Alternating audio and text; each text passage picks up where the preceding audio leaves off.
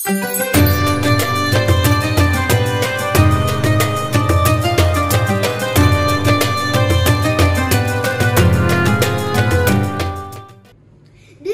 TV lomba dai cilik sungguh meriah. Peserta yang mengikuti begitu ceria. Sambutlah salam saya dengan meriah. Semoga Allah beri syurga.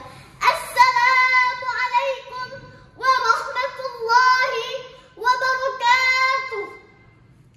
Alhamdulillahilladzi an'amana bi ni'matil iman wal islam. Wa nusalli wa nusallim ala khairil anam Sayyidina Muhammadin wa ala alihi wa sahbihi ajma'in.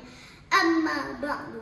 Sedalam syukur setinggi puji hanya kepada Allah Ilahi Rabbi, penguasa alam jagat raya ini, yang karenanya kita masih bisa berjumpa pada hari yang berbahagia ini.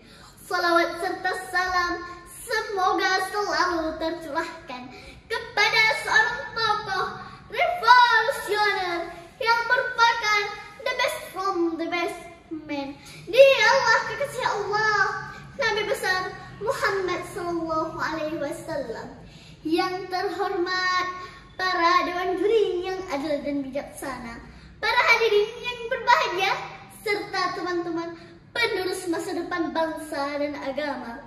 Pada kesempatan ini, izinkan saya menyampaikan untaian hikmah dengan judul Berbakti kepada kedua orang tua, jalan menuju surga. Hadirin dan teman-teman calon penghuni surga Allah, birrul walidain, berbakti kepada kedua orang tua, merupakan salah satu masalah penting dalam agama Islam. Di dalam Al-Quran, setelah memerintahkan manusia untuk bertauhid, Allah Azza wa Jalla memerintahkan kita untuk berbakti kepada kedua orang tua. Firman Allah dalam surat An-Nisa ayat 36 yang berbunyi, A'udzu billahi minasyaitonir rajim. Bismillahirrahmanirrahim. Wa'budullaha wa la tusyriku bihi syai'a wa bil walidaini ihsana. Shadaqallahul azim. Artinya, sembahlah Allah dan janganlah kamu menyekutukannya dengan sesuatu apapun, dan berbuat baiklah kepada kedua orang tuamu. Hadirin, banyak anak durhaka di zaman sekarang ini. Kita lihat data fakta tahun 2021 dan 2024. Di Asahan, Sumatera Utara, seorang anak tega membunuh ayah kandungnya sendiri karena sang ayah memberi nasihat kepada anaknya yang malas bekerja. Sang anak tidak terima dan memukuli ayahnya hingga meninggal. Di Kajul, Kabupaten Aceh Besar, awal 2024 lalu, seorang anak tega membunuh ibu kandungnya sendiri karena kesal dengan sang ibu. Lalu sang anak memukuli ibunya hingga meninggal. Astaghfirullahaladzim. Jangan sampai kita menyakiti orang tua kita, karena ridha Allah tergantung pada ridha orang tua. Betul tidak hadirin? Rasulullah sallallahu alaihi wasallam bersabda, "Ridallahi fi ridha walidain, wa suhtullahi fi suhtu walidain." Ridha Allah tergantung pada ridha orang tua, dan murka Allah tergantung pada murka orang tua. Hadis riwayat Tirmizi. Hadirin, tahu tidak kisah seorang pemuda yang terkenal di langit tetapi tidak terkenal di bumi? Siapakah beliau?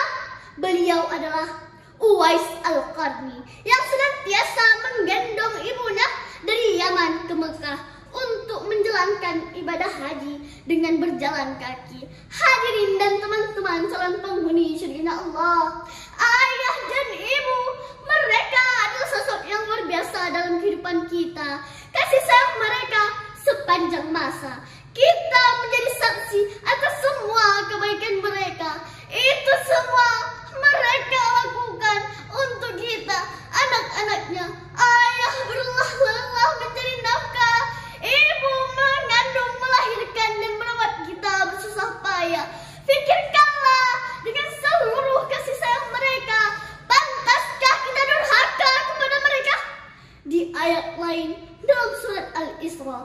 ayat 23 dan 24, Allah telah menegaskan bagaimana seharusnya perilaku seorang anak kepada kedua orang tuanya.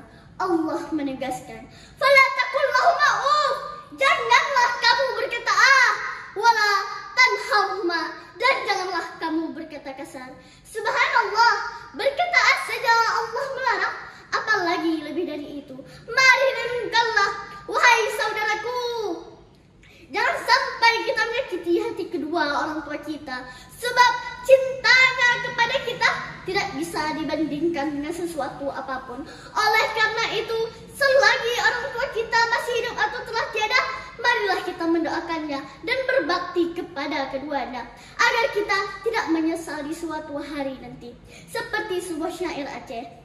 Bak sabohnya mo poma mepet-pet, bak saboh pijet poma menjaga, asu asa kata kasake, ubat gepejep dengan imata, kemambung mampi wate ujentren, kuning mesusun indah warna, hana putakli talake ampun, lepah pematren dalam kerendap. Hadirin dan teman-teman calon penghuni syurga Allah, marilah kita menjadi anak yang salih dan salihah dan berbakti kepada kedua orang tua, agar dapat membawa kita menuju syurga Allah. Hadirin, siapkan kita berbakti kepada kedua orang tua? Alhamdulillah, hanya ini yang dapat saya sampaikan.